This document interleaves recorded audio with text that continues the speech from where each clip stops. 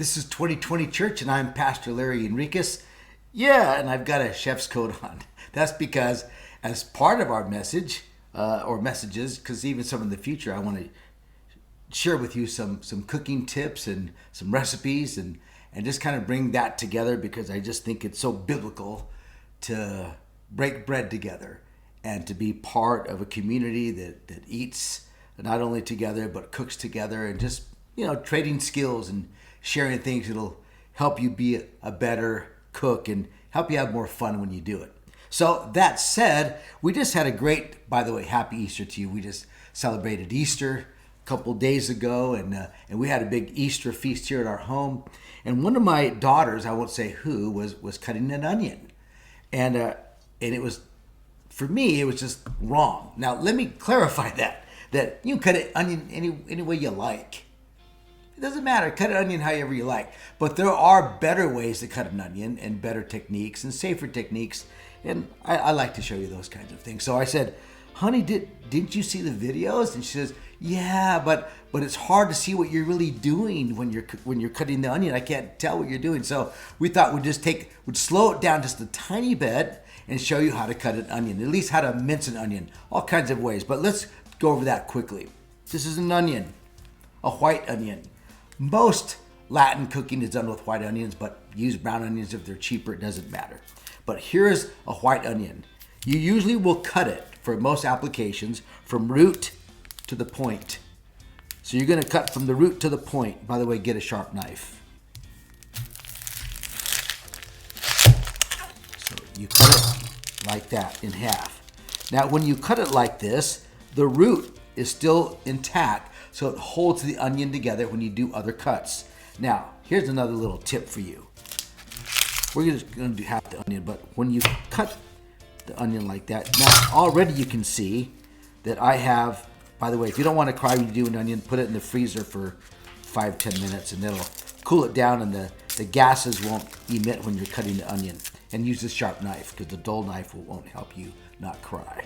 But that said, I have this junk here. What am I going to do with that?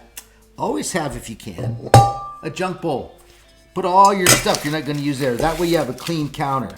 So just a tip. Before you start cooking, have a bowl right to the side where you put all the stuff you're not going to use in there. Paper, cut ends, whatever. It all goes in here. It just makes a nicer environment for cooking.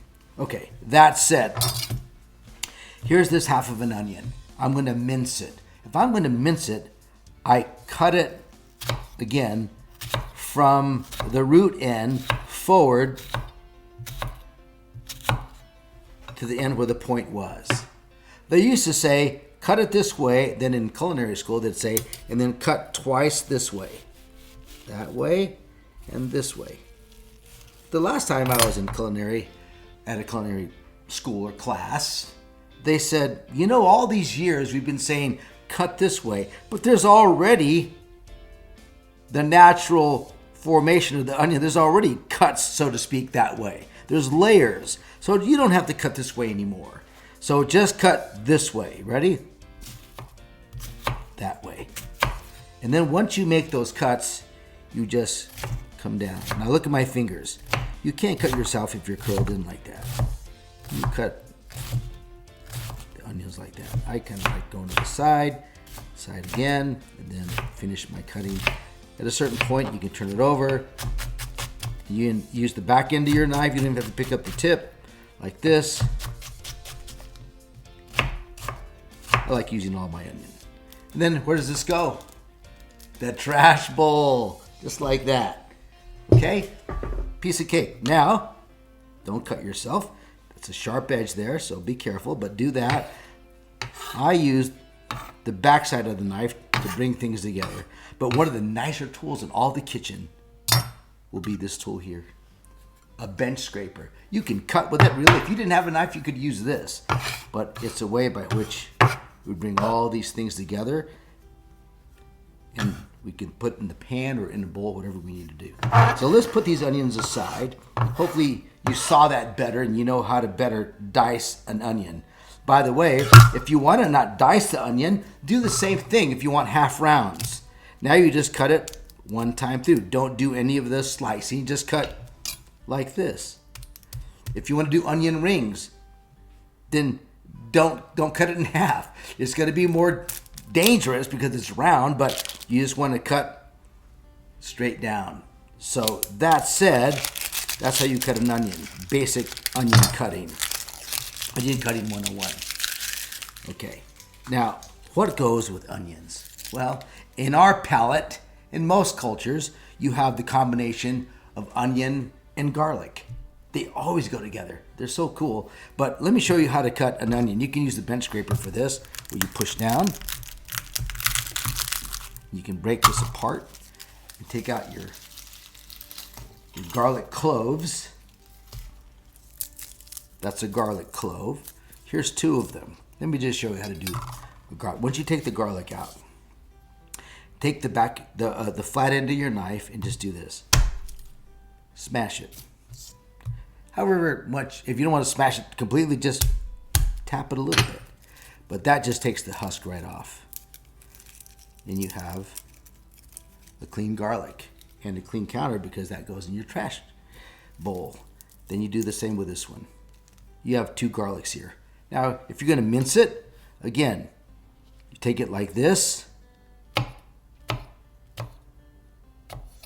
it like that. Keep the tip down, the back of your knife. And then you have minced garlic. I'm going to keep doing this because I'm going to show you something else in here in a second. That's a minced garlic, so to speak. Now, maybe in some Italian applications, you just want thin pieces. Then just go like that. Don't cut the other way. Don't cut this way and then that way. Just cut once. Tip down, pick up the back of your knife. That kind of garlic might go really nice in a particular dish. Now, when you have this minced garlic, you can get salt, put it on top of that garlic, and then you can do this. It becomes an abrasive by which you can make this garlic into a paste. And then it better dissolves in a sauce or in a dish that you may be making. So without going into the kind of time that would take, it's not really a lot of time, but for the sake of filming this, we'll just do that much. And then I could add more salt and continue to make a paste out of that as I bring the back of my knife to it and push it down into the salt and begin to make a paste out of it. Okay, now that said,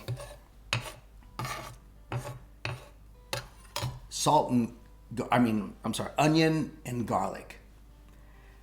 A great start to most dishes. In fact, when people come into your house, they go, "Oh, it smells so good." Usually it's a combination of onion and garlic.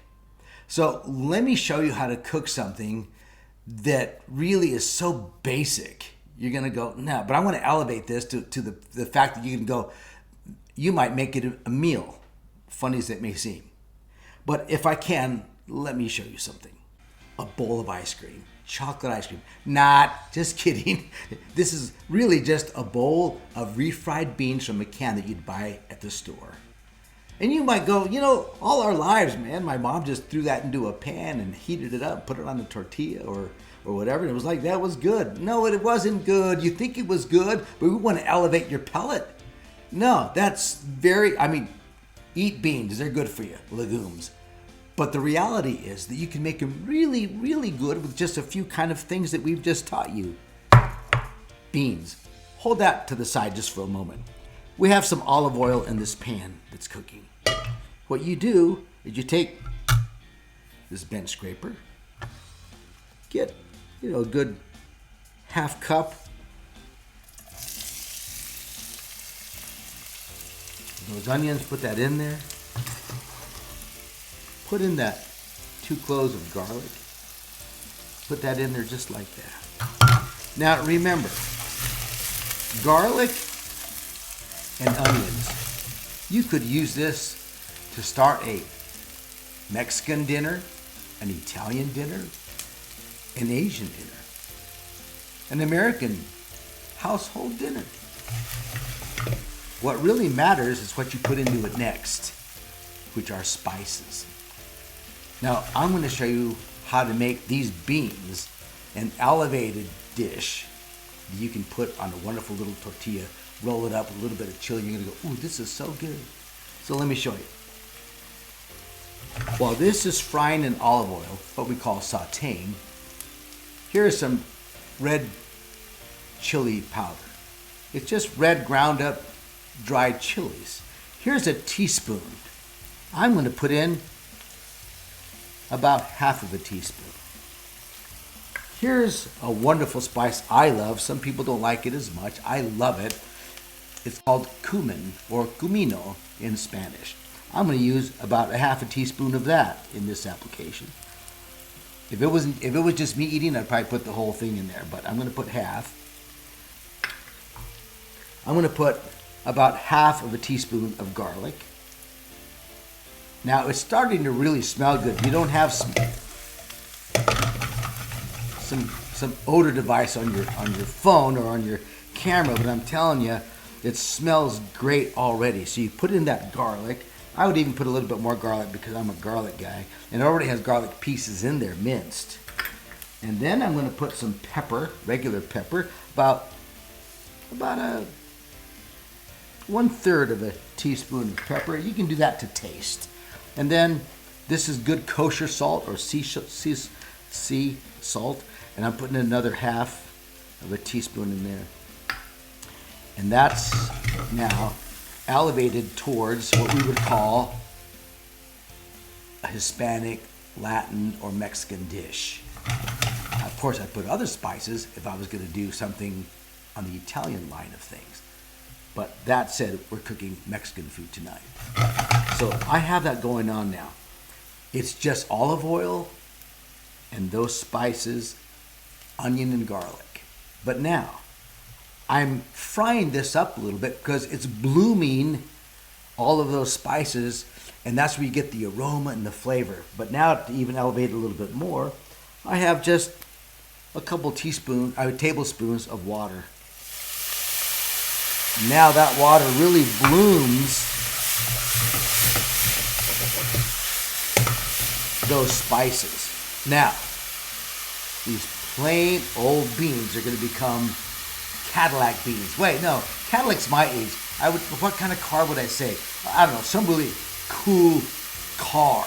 A Porsche, a really souped up SUV. We're going to put in these beans.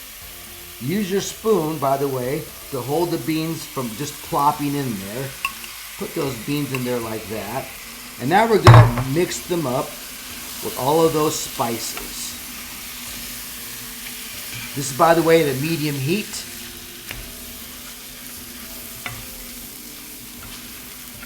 It smells really good. And if you want to make them a little bit more soupy, you can add more water. If you had stock, you could add stock. I don't think we need any of that with this. Eventually, as they heat up, they'll become a little more pliable, softer as they heat. And so we're going to let those beans do their thing. Remember, these are just simple old pinto beans. I would encourage you to make your own beans. I grew up with a mother who cooked beans regularly. She would get the pinto beans dried, and we would spend time filtering through the beans, any pebbles that might be in there. And then she would soak them overnight in what's called an olla. And then we would see her the next day put in ham or ham hock and water or stock, and then she would cook them for hours until they were softened, and they were wonderful beans. And then you could smash them up with a little bit of oil and make refried beans. So these are those wonderful beans. But you know what? It's kind of like you could even elevate them more. So you know what? I'm going to put a little sour cream in there. A little sour cream, as much as you want to taste. But I would say that's about 3 tablespoons. You know what? I'm not even done yet. I put a little bit of cheese in there. Now you do this. Wow.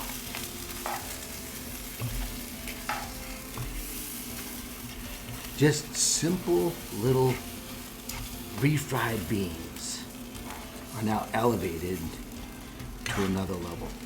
And it really is cost effective as long as you have those spices. Now again, it costs something to get spices, but once you get them, they'll last a while, and you're going to have wonderful, wonderful foods, including simple, down-to-earth beans.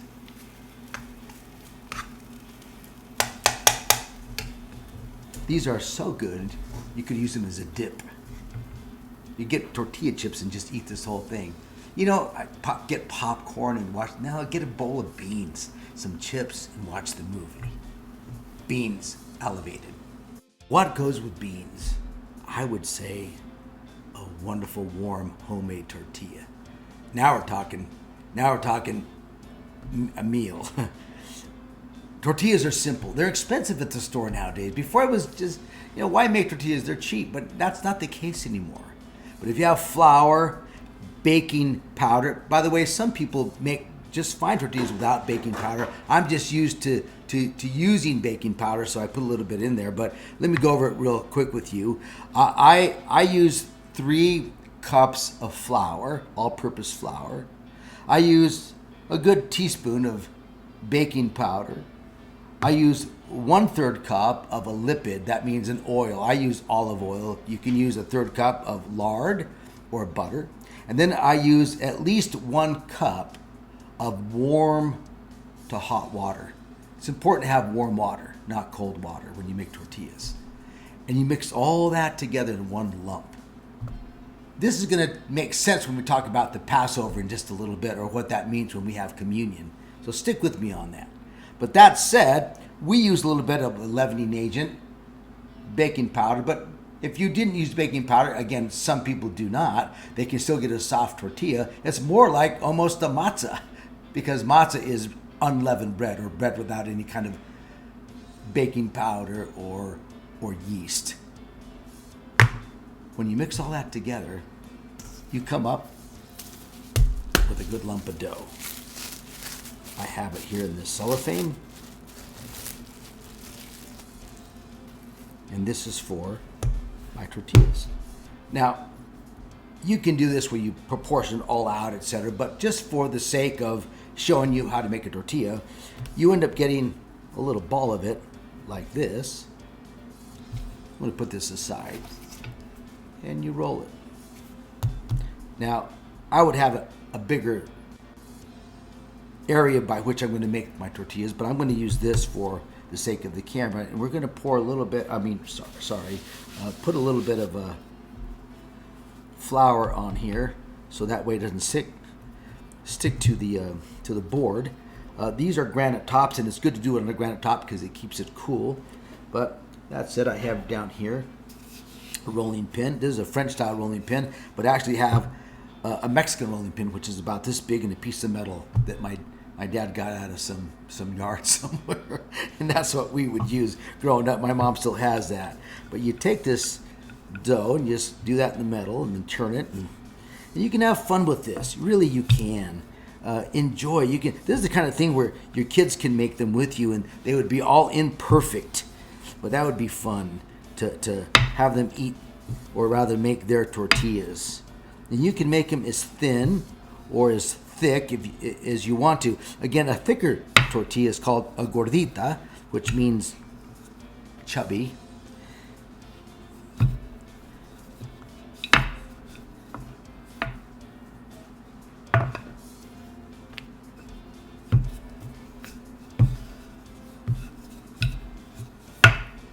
And I like making them round because it makes them just feel a little bit more authentic.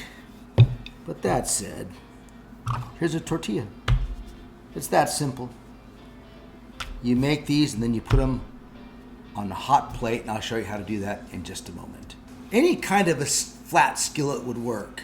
Teflon, cast iron, whatever of your choice. I have a little what's called a plancha, because it's flat cookware, and I just like putting this tortilla right on there like that. It's on a higher heat, and we're going to have our first tortilla. And by the way, I would make these and just cook them as I go. And I would make more and keep going until I had a pile of them. And I put them in cloth like this. I would just go like this, put one in cloth, cover it, and it just keeps them a little bit warm. In fact, you can buy warmers for tortillas. But there's nothing like a soft homemade tortilla with some of those elevated beans to just make you feel like you're at home. Well, like I'm at home. Maybe not when you were at home, but hopefully you can make this something that's a part of your home life. This is something that the kids can participate in. So let's look at this tortilla. It's cooking just fine. Again, here's that wonderful tool, the bench scraper. You can just do that. Helps me turn it over. Of course, some of those ladies, like my mom, they don't need these things, but I do. So here's this tortilla. It looks great, doesn't it? Looks like a homemade tortilla, almost factory-like though, because it doesn't take much to make them, and they're better than the ones you get at the store. They have better ingredients. There isn't preservatives in them. So here's this tortilla. Now you could actually put cheese on top of this, and you could put chicken on top of that, and another tortilla on top of that, and make a quesadilla. But again, we're making tortillas here today. I'm going to turn this off because we're just making one for the sake of you knowing how to make a tortilla. So there's the tortilla right there. Does that look good? I think it looks great. I bring this over here like this, and remember those elevated beans we made earlier? Watch.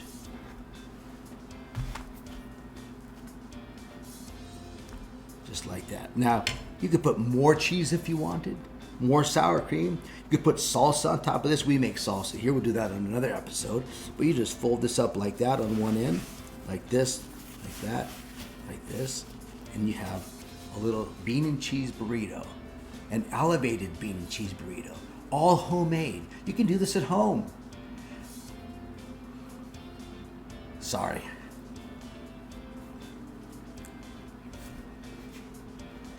It's soft, it's warm, it's flavorful. You can taste a hint of the garlic, the onion, a little tab of the spice, and those tortillas are soft. It's just a wonderful little meal. And you can warm it up tomorrow. You could have that, and for the kids, you make them a little snack with a bean and cheese homemade burrito. Do it at home. There's something about cooking that is essential to our humanity, of course. Without eating, we don't live. Knowing that, if you've got to do it well and have fun doing it. The Bible is replete with the idea of food and preparing foods. And there's nothing quite like the Passover. If I can, I'm going to talk to you a little bit about the Passover, what that really means, and what it means to us as we reflect on food. Let's talk about that. We just had a little demonstration of making elevated beans and tortillas, a simple food. But really, we can look at things even more complex and recognize that probably all foods have some form of symbolism added to them and have meaning for various families. But if I can, I want to make a connection between the Bible and food because the Bible does. You've heard the term the Passover. And again, it's a Jewish tradition and holiday rooted in the truth of the enslaved people being set free by God. We'll talk about that in just a little bit, but it's in the book of Exodus from chapter 7 to about chapter 12, I think it is, when the Pharaoh finally says, I'm sick of you Israelites, get out of here, and all of that. But the Passover is a meal now called the Seder Meal that is reflecting or commemorating that occasion of Jewish history. We have meals as well that commemorate that in the sense that we have communion. It's the meal of just unleavened bread and wine, commemorating ultimately that Jesus was and is the Passover lamb for Christians. But let's look back at the Passover for just a moment. Israel was enslaved by the Egyptians for at least 400 years, maybe a little bit more than 400 years. So however long do you think your people have been enslaved? 400 years is a long time. And most of the enslavements that happened to Israel happened because of their need to come to their senses. And they would have to come to their senses because they were killing themselves spiritually and soulishly and physically because they didn't obey God. And God would allow certain things and bring things upon them to bring them back to a place of surrender to the things that really mattered and the things that would give them real life, as they were participating in things that were only creating death for them. So God would say, okay, you want to experience death? Here it is. And maybe you can turn from your wicked ways. You know, God still in his love brings things in our way or allows things to come in our lives to say, wake up, wake up.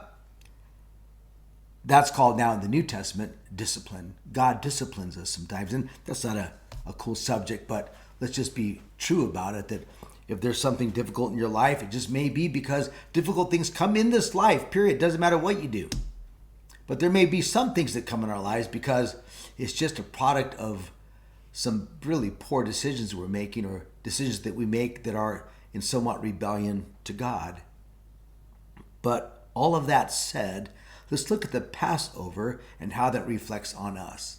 If we look back at that portion of Scripture from Exodus chapter 7 until the freeing of the Israelites in chapter 12, we find the great plagues of Egypt because God had spoken to Moses, had raised him up as an agent of truth and representing God, and he went to Pharaoh and says, let my people go. God is saying to Pharaoh through Moses, let my people go. As much as Moses didn't want to do that, he did that. In other words, he felt he wasn't well equipped enough to speak on behalf of God to Pharaoh. But God says, it's not about you, Moses. It's about me, and I'm going to speak through you.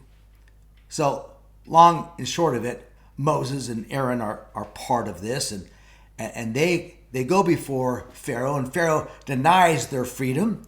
And so now is enacted a series of plagues intended to get the Pharaoh to budge, to free the Israelites from their plight. But they wouldn't. So the first plague, turning water into blood. Can you imagine? Well, we're not going to go over all of these plagues, but let me just, if I can, recite them to you. It's water to blood, and then the plague of the frogs. By the way, it's not just frogs. They were so inundated with frogs, they were dying in all the courtyards, in the houses, everywhere you walk, there was dead, stinky frogs. And then there was the plague of gnats. Have you ever seen those African pictures where you have that water buffalo and he's just full of flies and gnats and things like that? That was the condition of Egypt when that plague of gnats came, and then after that, the plague of flies, covering everything. It was gross and really an evidentiary occasion to say God cares and God has the power to inflict difficult things when we don't do his will. But Pharaoh still said, nope. And then the all of the livestock were plagued, and they were dying left and right throughout Egypt. And then it became personal, because then on the human being, there were boils that came upon them. This, again, a plague, the sixth plague of God upon the Israelites. And then we come to the thunderous hail and fire. Can you imagine this real apocalyptic event that comes upon Egypt? You'd think that would sway Pharaoh's heart, but he was so now entrenched in defying God, thinking that he is God. Now, we may not say it this way, but so much of our culture today just plays like they're God. They deny God and they just do what they will. And they call good things bad and bad things good. It's a terrible place to be in. And if you're one of those persons, I hope that this just helps encourage you to come to God, who loves you, who forgives, and who will give you all the wonderful things that you want, that you think you're going to get doing what you do now, but you'll never get there. In other words, you'll never get to real love. You'll never get to real connection. You'll never get to real joy apart from God. because God created you for him. And then comes the 3 days of darkness. You know, we had the 3 days of Jesus in the grave. We just commemorated that, and then his resurrection. There's something in that, but without time to go into that here today, we have, after those 3 days of darkness, then the last and final plague, the one that's going to really move Pharaoh's mind and will to release the Israelites from their captivity. The death of the firstborn. Well, Pharaoh would have none of it. He'd say, bring it on. Not thinking that would happen. Why wouldn't he? 9 out of 9 thing, he's already batting 1,000. 9 out of 9. You'd think the 10th, it's 6 out of 6, 7 out of 7, 8 out of 8, 9 out of 9. This is going to be the 9th one, death. But the 8 out of 8 didn't do it for Pharaoh. And so the death angel came. But here's the reality of the Passover. God said to the Israelites and all those who would copy them, if you believe that the death angel is coming, then put the blood of the paschal lambs on your doorpost, and the death angel will pass over your home, and you'll be spared the death of your firstborn. How ugly, yet how beautiful the picture of Jesus, who is God's firstborn, who will come and die in our place so that the death angel passes over us. That really is the picture that's being done there. Now, many celebrate Passover as the freedom from slavery, and that being true, it came through the death of a lamb. And the freedom came because you were still alive. Because the death angel didn't visit your home, and rather, I would say that the eldest one was still alive, but you were still alive without grief to move forward. So yeah, you had freedom, but it started with believing that the death angel was coming and allowing him to pass over your house and over your family because you trusted God and what he said and what it was going to take to be saved from the death angel. We take communion today, unleavened bread and wine, to commemorate the death of Jesus and his resurrection. Well, the Passover is commemorating a similar thing. The death angel who passed over the firstborn and the freedom from the Egyptians. It didn't take long for the Israelites to rebel again over and over again. In fact, they spent 40 years in the desert in a kind of rebellion. But let me say to you now that as we look at this account, at what happened regarding Passover, that to this day, we can look at a meal that observes that fact, the fact of the Passover and the freedom of the Jews from Egypt. And at this Passover meal called the Seder Meal, Seder, we have various things on that meal, on that plate, that remind us or remind the Israelites of what happened regarding their freedom from slavery and the death angel. They have wine. They have actually 4 cups that they drink throughout the meal. By the way, the term Seder means order because it's important that you understand the order of the Seder meal if you were a Jew. Again, I'm not here to teach you on the Seder meal per se, but only that food has a connection to the way that God speaks to us, and the way that we remember, and the way that we live our lives. So praise God, because I love food, I love cooking food, I love serving people with food, but food gives us a connection to God who provides it and to one another as we together celebrate what it means to be in community. But they have wine, they have celery or another raw vegetable. They dip that in a vinegar or salt water. All these have meaning regarding the bitterness of life. In fact, there's bitter herbs. And then there's the shank bone, symbolic of the lamb. And that's again pointing to Jesus.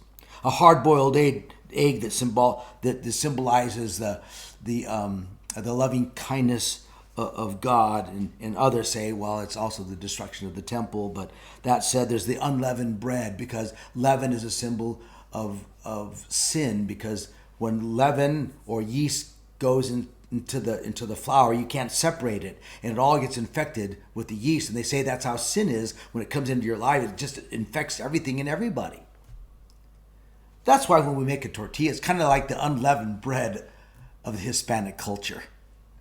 Well, I'm stretching that, but it really is. And every culture has its kind of tortilla. It's bread that is flat, like matzah. When you have a tortilla, think of that, the unleavened bread, how important it is to take of Christ and not of sin. And then there's the bitter herbs that you dip in a fruit and wine and nut mixture to take away the bitterness, and how God has done that through Jesus Christ the Son. But all this to say that God has come to redeem us, to love us, and to take care of us. And in the caring for us, he says he'll provide all of our needs. So though we don't in itself practice celebrating the Passover as the Israelites would, we celebrate communion, and we celebrate what it means to eat together. To be part of a community that celebrates life, because in Thanksgiving we eat together. Well, I hope that this little message reminds you of the provision of God and the joy that he gives us in food, and the ability to remember and to hang on to things that are true and right and good and just through even food itself. So though we may not do the Seder Meal, or maybe you do, may we remember that all good things come from the Lord. And may the food that we eat, the simple but yet elevated beans or the tortilla, may we take it all with thanksgiving. Say, thank you, Jesus. Thank you, God, for this food. And thank you, God, for giving me skills to cut it right and to season it right and to make it enjoyable. It should be enjoyable. Make it as enjoyable as you can. God has given it to you. Use it to its fullest. Well, thanks for being with me this 2020 church. I know it's a little bit different, but I'm happy to cook with you or for you, and I'm happy to share with you how important it is for us to remember through food the goodness of God. Go in peace. Have a good night.